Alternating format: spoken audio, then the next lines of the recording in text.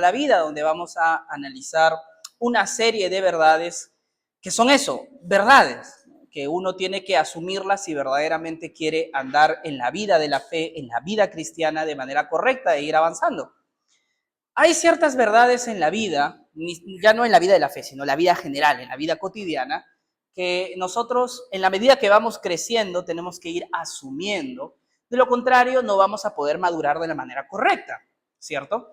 Por ejemplo, una de esas verdades para los que ya viven de manera independiente o los que ya se pagan sus cosas, es esa frase cuando tu mamá te decía o tu papá, en la comida hay casa, ¿no? Y cuando, o lentejas o sopa, ¿no? Cuando pasabas por un KFC o un Pizza Hut, no decías, mamá, ¿no? Dice, no, en la comida hay casa. Y tú, pero yo, ¿para qué quiero el sudado?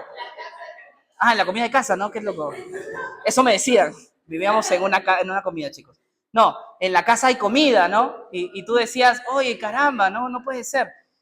Y ya luego vas creciendo y te das cuenta que sí, pues, ¿no? Muchas veces es más barato comer en la casa y que evidentemente a veces hay que priorizar las cosas de la casa en vez de ese gustito culposo que te encantaría dar, ¿no?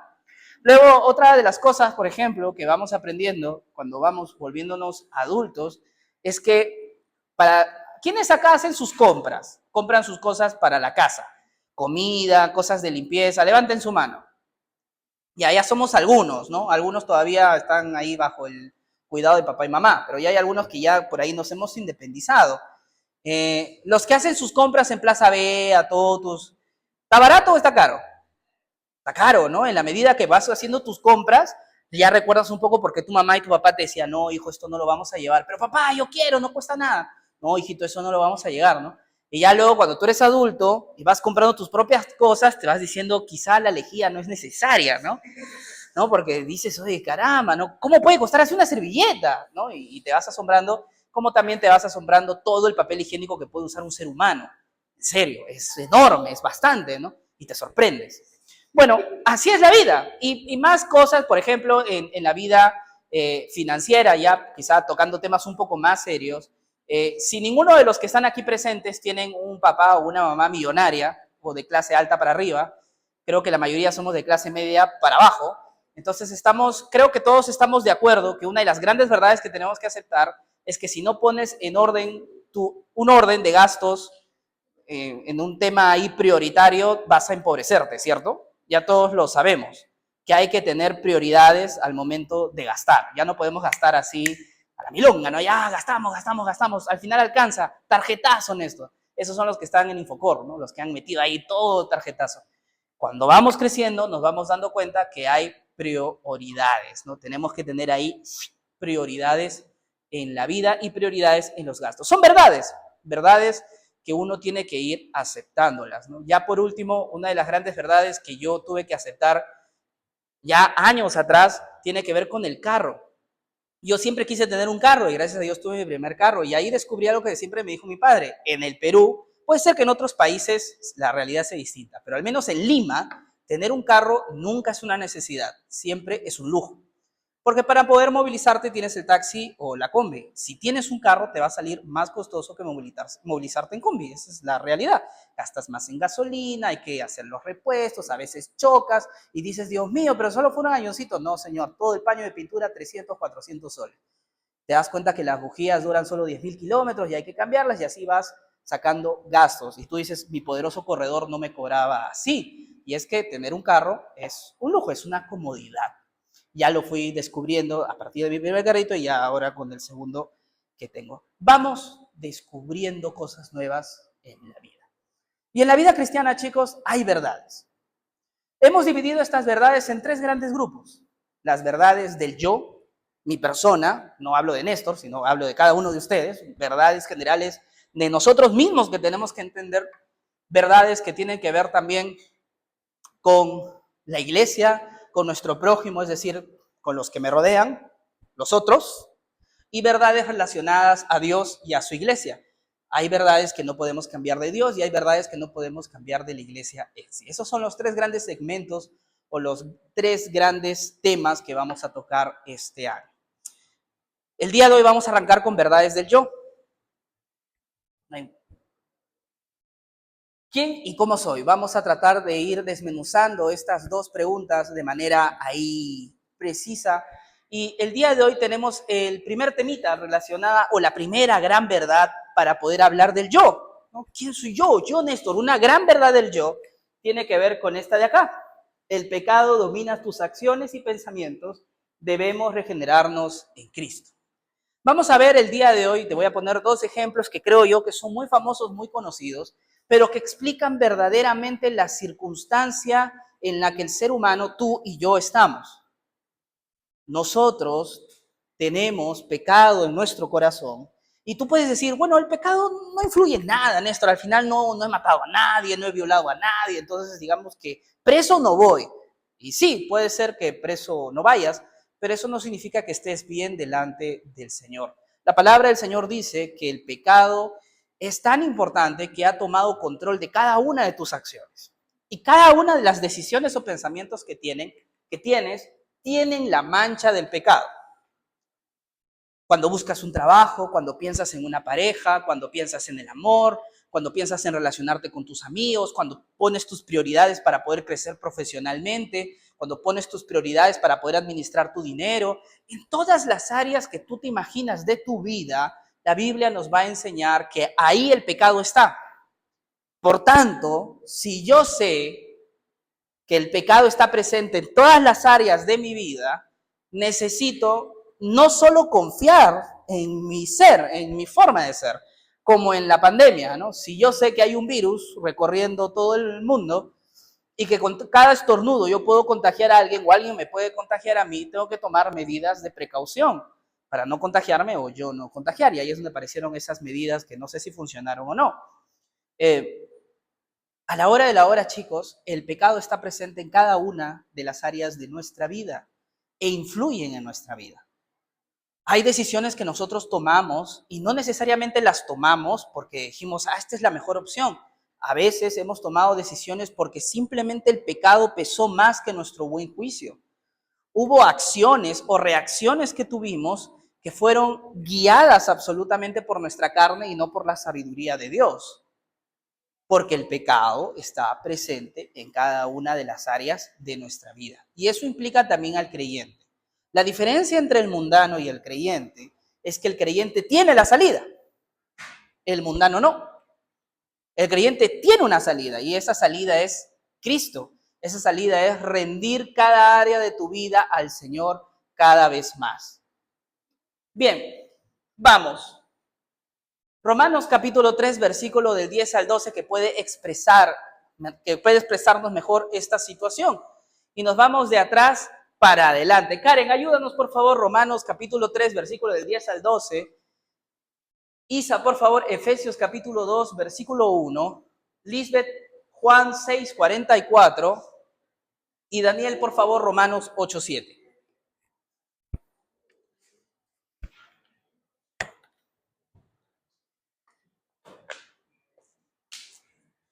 ¡Ay, qué calor! Entonces, Romanos 3, del 10 al 12, ¿qué nos dice?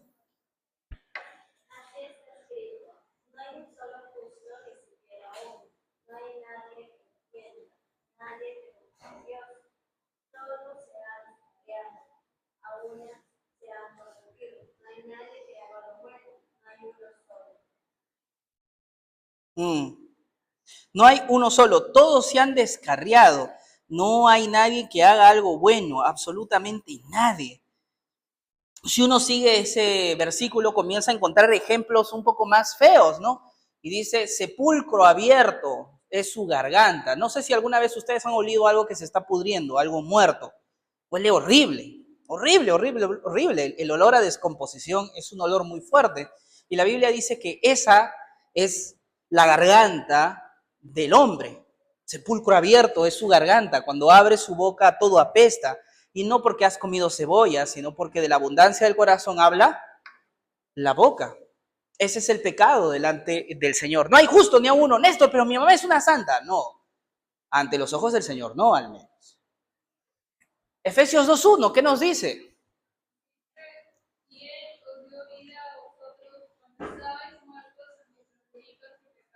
Perfecto, ¿no? ¿Cuál es entonces el sentido natural del hombre? Estar muerto en sus delitos y pecados.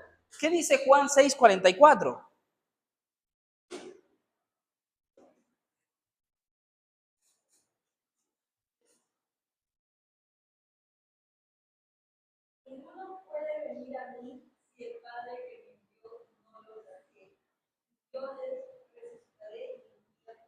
Mm. Ahí es donde podemos ver el accionar de Dios y el accionar de Cristo. Ninguno puede venir a mí, o sea, no es que nosotros naturalmente querramos reconciliarnos con el Señor. No es una actitud natural de Néstor, yo soy consciente perfectamente que soy pecador, soy conscientemente que soy malo y a su debido tiempo yo voy a regresar al Señor, Néstor. Yo sé que ahorita estoy medio frío, estoy ahí medio coqueteando con el mundo, pero dame unos 20, 30 años cuando yo tenga maestría, doctorado, cuando tenga $1.000.000 en el banco y haya vivido como Salomón, ahí regreso, Néstor. ¿Qué te parece? Hagamos parches, ¿no? No sé si eso funciona, honestamente, porque la Biblia es claro de que el deseo de reconciliarse con Dios no nace del hombre. Ninguno puede venir a mí si mi Padre no lo llama primero. Ninguno puede reconciliarse con Dios si no es Dios mismo quien obra en tu corazón. Romanos 8:7, ¿qué dice?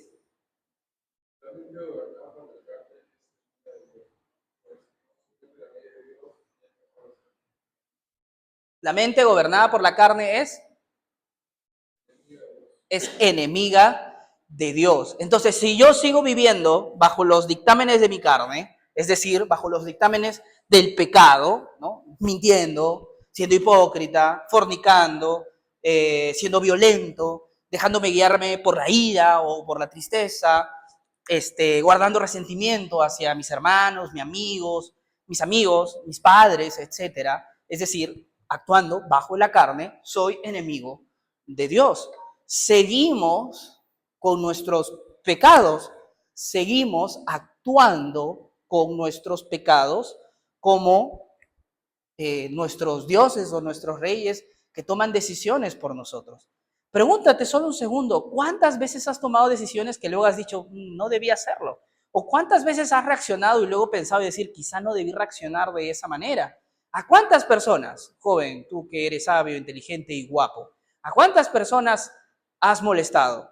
¿A cuántas personas le has roto el corazón con tus acciones o con tus palabras o con tus dichos? ¿Cuántas veces has dicho cosas sabiendo que iban a lastimar a la otra persona y aún lo has hecho? ¿Cuántas veces has tomado decisiones y luego has pensado, sé que quizá esto no le agrade a Dios, pero hay que hacerlo, ¿no? Como diría Julio César cuando estaba frente al río Rubicón, alea y acta es, ¿no? La suerte está echada, avanzar nomás, ya no hay tiempo para pensar. Y a veces somos así. Eso es el pecado. Cuando no escatimamos a nuestro prójimo, cuando no nos importa lo que dice el Señor, cuando no estamos pensando qué es lo mejor para Dios, para nuestro prójimo, para nuestros padres, para nuestra vida espiritual, nos da igual. Y avanzamos nomás. Y como se dice por ahí, que sea lo que Dios quiera, cuando en realidad coloquialmente estamos diciendo, ya pues, hagamos nomás. Y luego pagaremos las consecuencias. Y no siempre queremos pagarlas cuando llega la factura, ¿no? Eso, chicos, es el corazón del hombre. Y para bien o para mal, es tu corazón y es mi corazón. El pecado está en cada esfera de nuestra vida. La profesional, la sentimental, la emocional. Así que cuando tú estás pensando en esa chica o en ese chico, es para mí, Néstor, puede ser, pero recuerda que incluso ahí, algo que es tan lindo como el amor, el pecado se está asomando. Por tanto, hay que ser sabio. Néstor, creo que esta es una buena oportunidad, esta beca, esta maestría, este doctorado, este ascenso, este trabajo. Claro, mi hermano, pero incluso ahí el pecado se puede estar asomando. Tienes que analizarlo. El pecado nos sorprende, chicos. Y te voy a dar dos ejemplos de hombres, para que veas que esto no le pasa solo a los paganos, sino de hombres que eran de Dios, que amaban al Señor, y aún así, cuando llegó el momento de la tentación o de la prueba, sus decisiones demostraron que quizá no amaban al Señor tanto, ni obedecían al Señor tanto como ellos creían que lo amaban o que le obedecían. Vamos con el ejemplo de Mateo, capítulo 26, versículo del 69 al 75. Qué largo es el capítulo 26 de Mateo, ¿cierto? Bien, le voy a pedir por favor a César que me ayude, Mateo 26 del 69 al 75. Y ya, uy, ¿qué pasó? Y el otro está un poco más larguito, lo voy a leer yo. Segunda de Samuel 11 del 14 al 27. Mateo 26 del 69 al 75, ¿qué nos dice?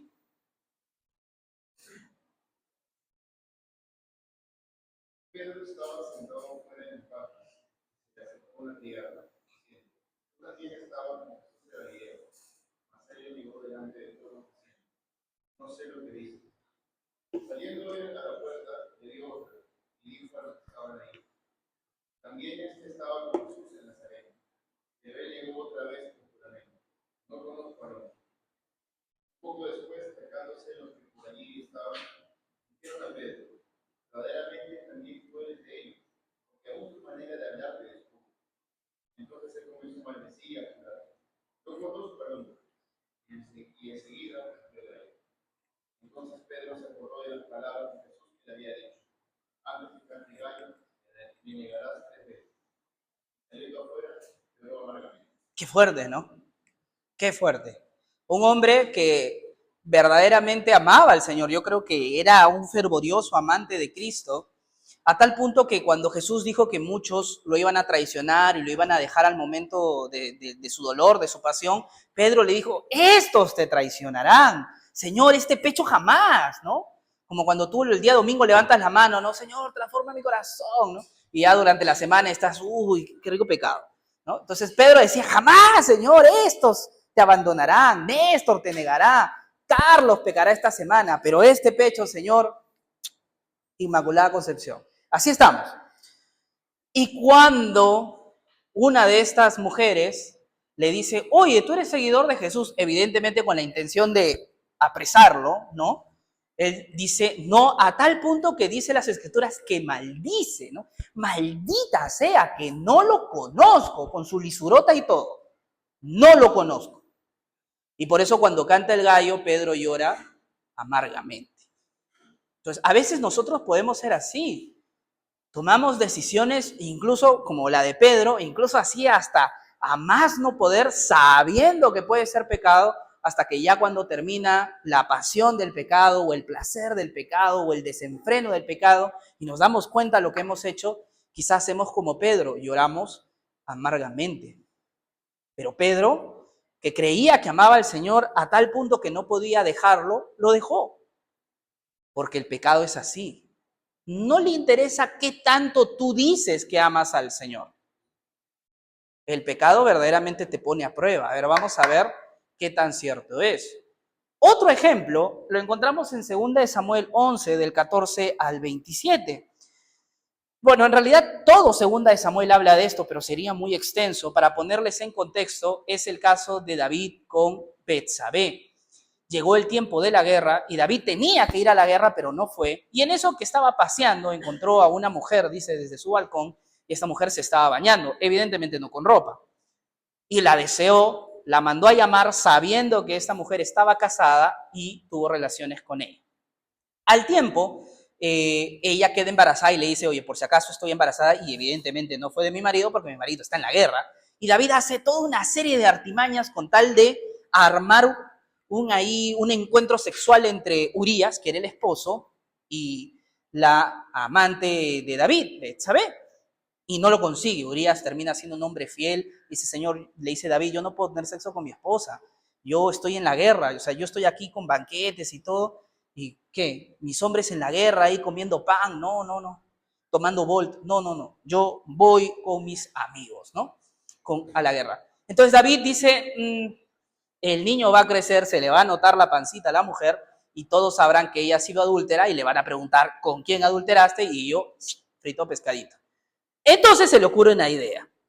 A la mañana siguiente, David escribió una carta a Joab, que era uno de los generales del ejército de David, y la envió por mano de Urías, el esposo. En la carta había escrito: pongan a Urías al frente de la batalla más reñida y retírense, abandónelo para que sea herido y muera. Así que cuando Joab asediaba la ciudad, es decir, estaban ahí sitiando la ciudad, puso a Urías en lugar donde sabía que había hombres valientes al frente de la batalla. Y los hombres de la ciudad salieron y pelearon contra Joab, y algunos de los siervos de David cayeron, y murió también Urías el hitita. Ahí quedó. Joab envió a informar a David de todos los sucesos de la guerra y dio orden al mensajero. Y le dijo, cuando hayas acabado de contarle al rey todos los sucesos de la guerra, si sucede que el rey se enoja y te dice, ¿por qué se acercaron tanto a la ciudad de pelear? ¿No sabían que dispararían desde el muro? ¿Quién mató a Abimelech, hijo de Jerubbaal? ¿No arrojó una mujer sobre él una muela de molinos desde lo alto del muro de manera que murió en Tebes? ¿Por qué se acercaron tanto al muro? Entonces le dirás, a fin de justificarte, también su siervo Urías el hitita ha muerto, ¿no? Entonces le manda al mensajero, oye, si por si acaso el rey te dice, pero ¿qué? Joab es un tonto, ¿cómo va a atacar a la ciudad de esa manera si sabe que atacar una ciudad amurallada de manera de frente es una garantía de que vas a perder soldados, ¿no? Y Joab le dice, guiño, guiño, esa fue la estrategia para que Urías muera. Entonces así tú vas a estar tranquilo. Partió pues el mensajero y llegó e informó a David todo lo que Joab le había enviado a decir. Y el mensajero dijo a David, los hombres prevalecieron contra nosotros y salieron al campo contra nosotros, pero los rechazamos hasta la entrada de la puerta. Pero los arqueros tiraron contra sus siervos desde la muralla, y algunos de sus siervos han muerto, y también su siervo Urías el hitita ha muerto. Entonces David dijo al mensajero, así dirás a Joab. Mira lo que le responde David.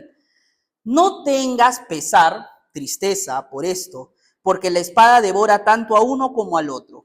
Haz más fuerte tu combate contra la ciudad y destrúyela, y tú aliéntalo. Al oír la mujer de Urías que su marido Urías había muerto, hizo duelo por su marido. Cuando pasó el luto, David mandó a traerla a su casa, y ella fue su mujer, y dio a luz un hijo. Pero lo que David había hecho fue malo ante los ojos del Señor. ¿No? A mí me parece bien fría la respuesta de David a Joab, y dice, bueno, pues en la guerra se mueren soldados, ¿no? Ni modo. Qué pena, ¿no? Qué gran pérdida la muerte de Urías, pero alienta a tus hombres, ¿no? De que así es la guerra, se pierden hombres. Cuando todos sabían, al menos Joab y David, sabían que todo esto era simplemente un plan para poder cubrir una infidelidad.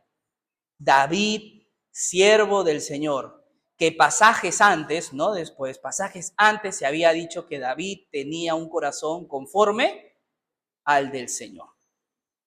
Tenía un corazón conforme a Dios, que era un hombre de Dios, que era un hombre bueno. ¿Cuántos de nosotros podrían ser calificados como hombres buenos? Sin ir a exageraciones, creo que muchos de los que están aquí presentes podrían ser considerados como personas buenas. No creo que tengan antecedentes penales, ¿no? Y a lo mucho Néstor, bueno, cuando era joven pasó solo una vez, ¿no? Bueno, ok. Pero de ahí creo que si somos honestos, mira, si hacemos un autoexamen, hasta podríamos justificarnos un poco. Hay personas peores que yo, Néstor. Hay jóvenes que ya hasta son sicarios, ¿no? Yo no soy eso. Hay jóvenes que odian a sus padres y yo, pues a veces, pues le alzo la voz, pero yo no odio a mi papá o a mi mamá. Hay jóvenes, Néstor, que tienen problemas con los vicios, que se están drogando, que se emborrachan, que no dejan el tabaco o la droga, y yo no tengo ningún vicio, solo la Coca-Cola, ¿no? Y ahí estamos. Entonces, podemos estar diciendo tales cosas a fin de poder justificarnos y ser un tanto como David, un hombre bueno. Pero David hizo todo este plan cuando llegó el momento de la prueba. ¿Qué hubiera hecho verdaderamente un hombre bueno? Hubiera reconocido su maldad y hubiera dicho, oye, Urías, sé que me vas a odiar por toda tu vida y tienes todo el derecho, de acuerdo a la ley, de que me maten, pero yo en un momento de debilidad pequé y me acosté con tu esposa. Y le canta pues la de Don Omar y Romeo Santos, ¿no? Entonces, y ahí a ver si se reconcilian. Pero David no hace eso, no solo David hace a Urías, ¿no? Sino que además arma todo un plan para matarlo. O sea, David no solo fue un adúltero, sino que también se convirtió en un asesino, al menos desde la parte intelectual. Y es que eso hace el pecado. Salud, eso hace el pecado. Hace que tomemos ese tipo de decisiones. Ahora, yo te he puesto ejemplos que en las escrituras quizá pueden ser un tanto drásticos. Néstor, yo honestamente no voy a matar a nadie, pero ¿cuántas veces has preferido mentir antes de decir una verdad? ¿Cuántas veces has preferido actuar de manera violenta antes de actuar de manera correcta y sabia con tus amigos, hermanos, tus padres, ¿no? O los demás? ¿Cuántas veces no estuviste en el lugar donde tenías que estar? Como David. David tenía que estar en la guerra, pero él no estuvo. Y ahí es donde peca. ¿Cuántas veces tú debiste estar en el trabajo, en la iglesia, en la reunión de jóvenes, y no estabas, y por esa razón se abrieron tantos caminos para que peques? Son decisiones, tú y yo tomamos decisiones, joven. Nadie nos pone una pistola acá en la cabeza para que las tomemos. El pecado está detrás de cada una de nuestras áreas. No solo la espiritual, sino todas las áreas de nuestra vida. Néstor, ¿estamos fregados? No, en Cristo hay libertad. Esa es la esperanza que tenemos como creyentes y que los demás jóvenes, nuestros primos, nuestros amigos, tienen que escuchar. La esperanza que tú y yo tenemos es que nuestras decisiones pueden de ahora en adelante ser decisiones santas. Nosotros sí podemos reconciliarnos con nuestros padres, sí podemos reconciliarnos con nuestros amigos, sí podemos tener autocontrol sobre nuestras emociones, sí podemos decirle no a las tentaciones, ya sea sexual, ya sea de algún tipo de vicio, sí podemos dejar de mentir, sí podemos dejar de hablar malas palabras, sí podemos dejar los vicios, sí podemos tener prioridades y entre esas prioridades nuestro crecimiento espiritual, colocando a Dios y los medios de gracia que necesitamos para crecer. Sí podemos. El pagano no puede, porque está muerto en sus delitos y pecados, porque no busca de Dios. Pero tú, joven, y muchos de los que están aquí con mayor razón, bautizados por el Señor, miembros de la iglesia, y creo que la mayoría que disfruta de la Santa Cena cada inicio de mes, es decir, que están en comunión con el Señor, sí puedes. Puedes, joven, puedes.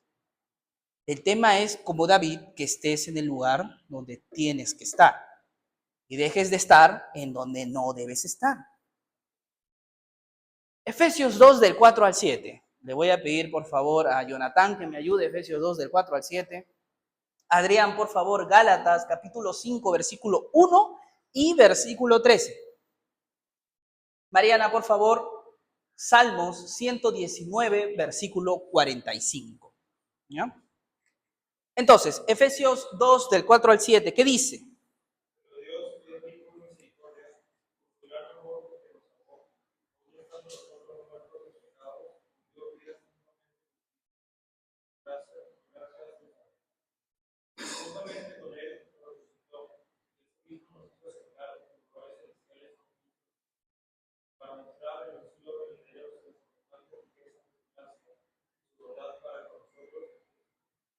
Amén.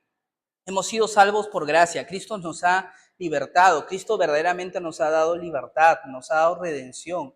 Él ha muerto por nuestros pecados para que nosotros ahora tengamos reconciliación con el Señor. Nosotros sí podemos ser regenerados, sí podemos tener libertad sobre el pecado en cada una de las áreas de nuestra vida.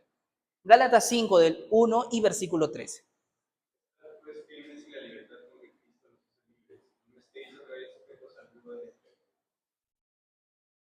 Porque vosotros, hermanos, la libertad fuisteis llamados, solamente que no sienta libertad como nación para el carne, no servidos por amor por unos a otros. Amén.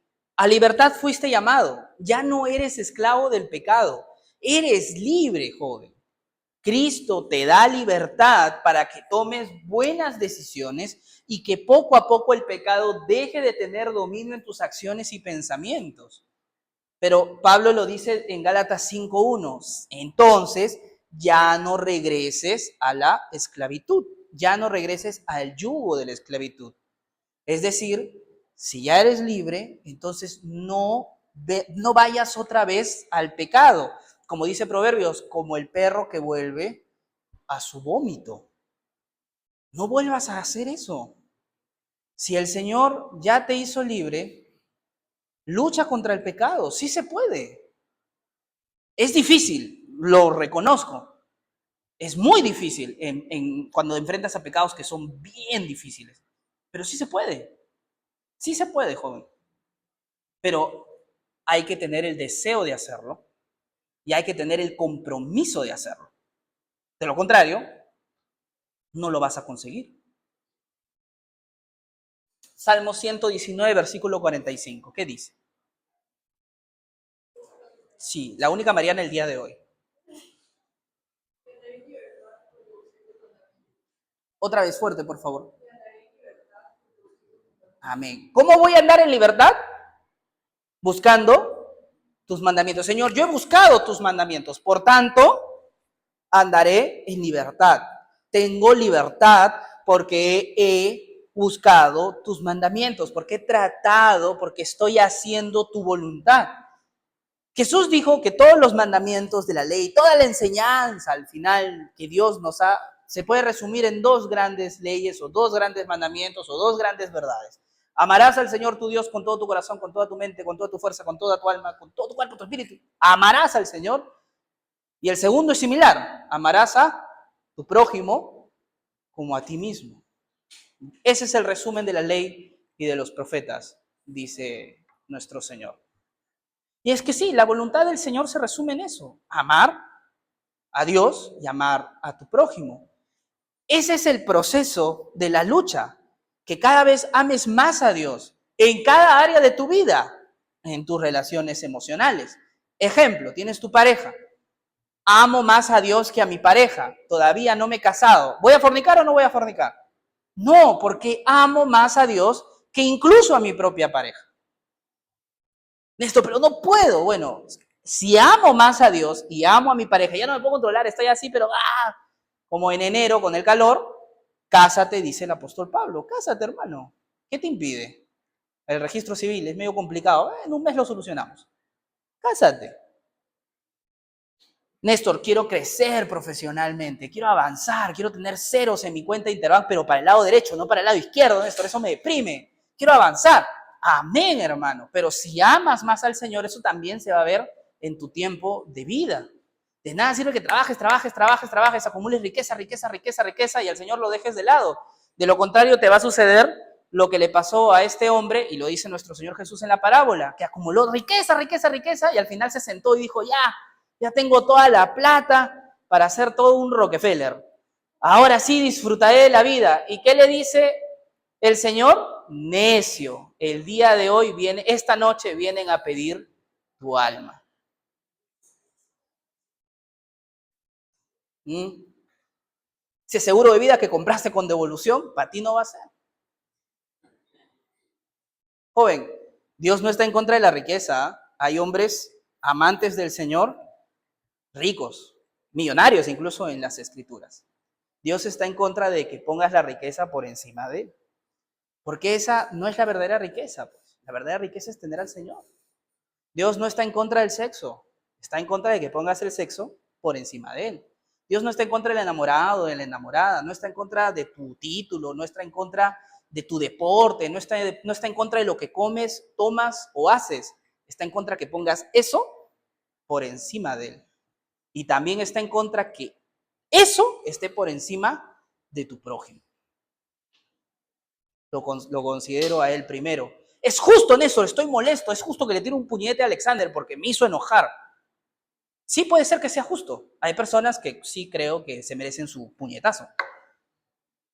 Pero si pongo a mi prójimo por encima de mi deseo de justicia, estoy haciendo la voluntad del Señor. Lo estoy amando a él. Eso es lo que es correcto. Eso es lo que hizo Cristo al fin y al cabo. Nosotros merecíamos la muerte, más que un solo puñetazo. Merecíamos el infierno. Pero ¿qué hizo Cristo? Nos puso a nosotros primero y murió por nosotros para que tú y yo tengamos redención. Ese es el amor. Y se resume, chicos, al final en todo lo que dije la semana pasada cuando hablé de San Agustín. Él lo dijo, ama y haz lo que quieras. Siéntete libre, joven. Ama y haz lo que quieras, porque el que ama no miente, el que ama no fornica, el que ama no es hipócrita, el que ama no lastima, el que ama no abandona a Dios, El que ama lee su Biblia, estudia y le importa la iglesia, no solo las actividades de la iglesia, sino la gente de la iglesia. Ese es el que ama. Entonces, joven, cerramos con esto. El pecado domina cada área de tu vida. Cada área, hasta la de tu hobby. Ahí también está el pecado. No confíes solamente en tu accionar. No digas, yo soy así, no pasa nada. No, está bien. Pero el pecado está detrás de eso. Y hay ejemplos de hombres que no consideraron que el pecado estaba detrás de sus acciones. Y te puede sorprender. Pero en Cristo hay libertad. Entrégate al Señor. Pon a Dios primero. Comienza a tomar acciones claras de colocar a Dios primero. Y vas a comenzar a obtener la libertad que tanto necesitas. Para los grupos de vida, preguntas. La primera de ellas, ¿has tomado malas decisiones en tu vida? Yo estoy seguro que sí. Y si no las has tomado, qué aburrido eres. Tomar una mala decisión, joven, te da experiencia. ¿No? Comenta una experiencia tuya importante, no una mala decisión, que mi ex, que el trabajo, que no sé qué cosa. Bueno, es importante saber para poder descubrir en qué te equivocaste. Lo segundo, ¿cómo el pecado ha influenciado en tus acciones o decisiones? Da ejemplos. Hay pecados que nosotros no sabemos que estaban detrás de nuestras decisiones. Eso lo entiendo. Pero hay otras veces donde creo que el pecado ha sido tan evidente que nosotros mismos podemos saber que sí, pues me ganó el enojo, me ganó el ser hipócrita, me ganó el ser mentiroso, me ganó la lujuria, me ganó la ira y tomé decisiones o me dejé llevar por pensamientos que no eran los correctos. Y en tercer lugar, ¿qué acciones crees que debes tomar para santificar tu ser? Si sabes que el pecado está en cada área de tu vida, ¿qué acciones crees que debes tomar? ¿Estás dispuesto a practicarlas? Porque a veces somos bien sabios para saber qué es lo que tengo que hacer, pero muy poco valientes para hacer lo que sé que tengo que hacer. Entonces hablemos de eso. Bien, chicos, vamos a orar y ya con eso pasamos a nuestros tiempos de grupo de vida.